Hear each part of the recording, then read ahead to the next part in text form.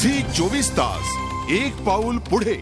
Nigerian तस्करांचा सामना करण्यासाठी सध्या मुंबई पोलिसांच्या नार्कोटिक्स विभागातील कर्मचाऱ्यांना तायक्वांदोचं प्रशिक्षण दिलं जातं। या नायजेरियन नागरिकांना अटक करताना पोलिसांना अक्षरशः लढा द्यावा लागतो, म्हणून नार्कोटिक्स विभागाच्या कर्मचाऱ्यांना हे ट्रेनिंग दिलं जात आहे।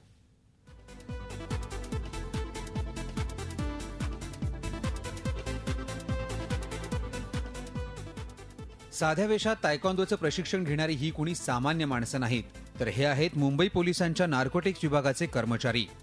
अंमली पदार्थांची तस्करी करणाऱ्या गुन्हेगारांपासून स्वतःचं रक्षण करण्यासाठी आणि गुन्हेगाराला काही सेकंदातच नेस्तनाबूत करण्यासाठी नार्कोटिक्स विभागाच्या या कर्मचाऱ्यांना हे ट्रेनिंग दिलं जात आहे। तो आरोपी जेरबंद करण्याच्या हिशोबाने आमच्या लोकांना ट्रेनिंगची अत्यंत आवश्यकता होती, म्हणून त्या प्रशिक्षणाकरता आमच्या DCP साहेबांनी काही लोक माहिती होतं, तर त्याप्रमाणे त्यांनी त्या लोकांना बोलवून ते ट्रेनिंगची व्यवस्था केलेली आहे।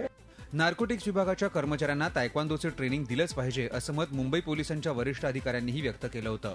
नार्कोटिक्स विभागातील पोलीस कर्मचारी या नायजेरियन नागरिकांना अटक करायला गेलेत, त्यावेळी या नायजेरियन नागरिकांनी पोलिसांना अक्षरशः धुवून काढलेलं आहे।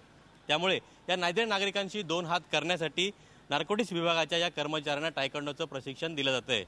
तायक्वांदोच्या या ट्रेनिंगसाठी नार्कोटिक्स विभागाचे कर्मचारीही मोठ्या संख्येनं तायक्वांदो ट्रेनिंग कॅम्पमध्ये सहभागी होत आहेत। ये ऐसे उपक्रम होंगे, टेक्निक हमको मिलेगा कि थोड़ा ताकत लगा के हम लोग कैसे उनको काबिज कर सकते थे। इट्स वेरी गुड फॉर हमारे डिपार्टमेंट के लिए और खासकर महिलाओं के लिए बहुत अच्छा है हम लोगों के लिए। नायजेरियन नागरिकांकडून अंमली पदार्थांच्या तस्करीचं प्रमाण खूप वाढलंय, त्यामुळे त्यांच्या या नेटवर्कला संपवण्याचं मोठं आव्हान मुंबई पोलिसांपुढे आहे। म्हणूनच मुंबई पोलिसांच्या नार्कोटिक्स विभागात मार्शल आर्ट्स, तायक्वांदो आणि कराटेमध्ये प्रशिक्षित असलेले कर्मचारी असणं गरजेचं आहे।